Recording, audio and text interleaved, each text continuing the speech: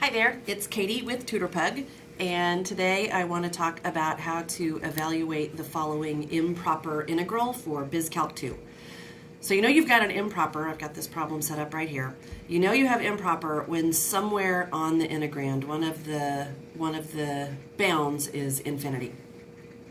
And we'd love to be able to math 9 this, but we can't because there's no infinity key in the calculator. So we sort of have to step around that and kind of enter through the back door. This is a very process-driven problem. So the process, or your correct answer, is going to be a list of steps that you have to follow in order to find out what this guy is doing between the bounds of integration from 3 to infinity.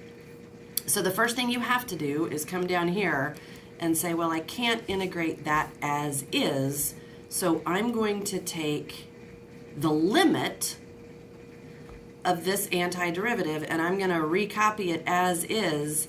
The 3 stays the same, but this infinity is going to turn into n, which basically is just a placeholder for n for number.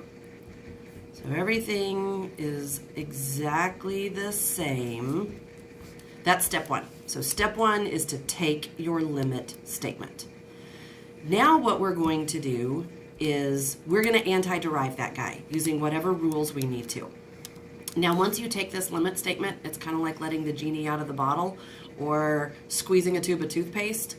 You can't get that toothpaste back in the tube. So we have to keep dragging this limit statement along from line to line until we can actually do the activity of taking the limit. And this is really important. So you have to say equals the limit as n goes to infinity. And now I'm going to antiderive. So the antiderivative of a constant is a constant times a variable. It gains a variable. And this guy, I could step over here really quickly, that's actually, I could rewrite that as 10.7 times t to the negative 4.2. So when I antiderive that, I add 1 to this exponent and divide by that new number. So this guy's antiderivative is negative 4.2 plus 1, negative 3.2 over negative 3.2. And now that I've antiderived, the squiggle and the D letter go away, because remember those are the drill sergeants that are telling us what to do. They're telling us to antiderive, so I did it.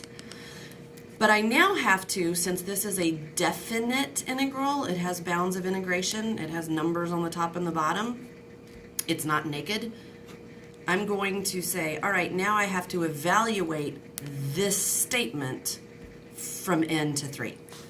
So we come down here, we still haven't taken the limit, so I still have to write that statement. But now I'm going to write this whole antiderivative with this plugged in wherever I see the variable, then a big fat minus sign, then I write the whole thing with that plugged in.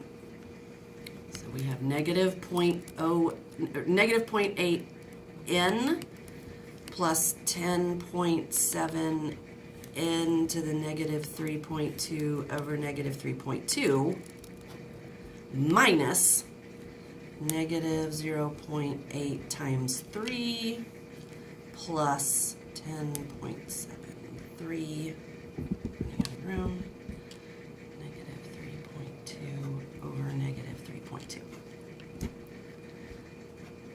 So there's the problem that I'm faced with now.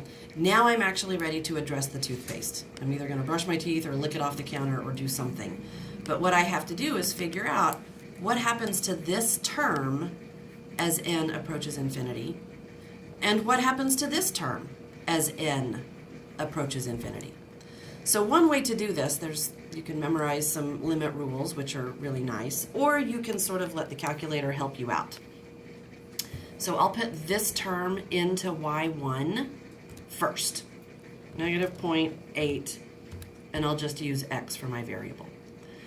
And now what I want to do, I want to figure out what happens to this guy as that variable gets bigger and bigger and bigger. So I will go to my table And here in the x column, I'm going to make x get bigger, 10 to 100 to 1,000 to 10. And I'm going to see what happens over here. And you can see I've already been doing some of this in the calculator, but I'm just going to keep standing on the 0 key. And I'm looking for the pattern over here. So if I put in a 10, I get a -8. Put in a 100, get a -80. Put in 1,000, get a -800. So it looks to me like these values, as that guy gets bigger, as this input gets bigger, the outputs are getting bigger in the negative direction. They're headed towards negative infinity. So the way I indicate that is for this kid, I literally draw an arrow through it and point to where he's headed. So that guy's going to negative infinity. Let's see what's happening to him. So I'll go back over here and I'll put this into y1. 10.7 times x to the -3.2 over -3.2. Come back. And now we're looking to see what happens, again, as n gets bigger and goes to infinity, but for this guy. So if we go from 10 to 100 to 1,000 to a blah, blah, blah, you can see that my y values, we start out small. This notation, 1e to the -6, is calculator language for -1 times 10 to the -6. And this is -8 times 10 to the -10th. So these numbers are shrinking and getting closer and closer and closer to 0. This number down here on the bottom says, write a negative sign, put a decimal point, 41 zeros, and then an 8.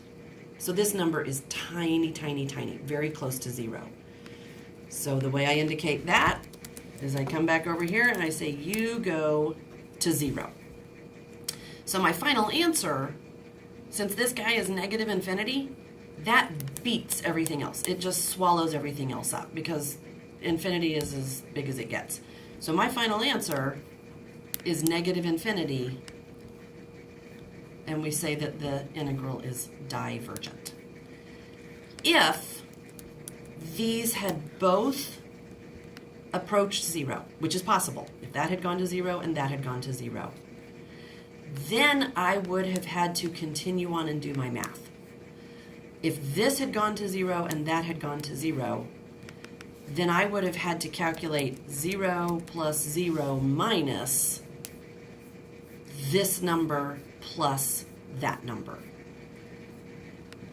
whatever those would be. So my final answer in that situation would be some kind of numerical value, and that's when our antiderivative is convergent. So there's improper integration using the calculator to take the limit.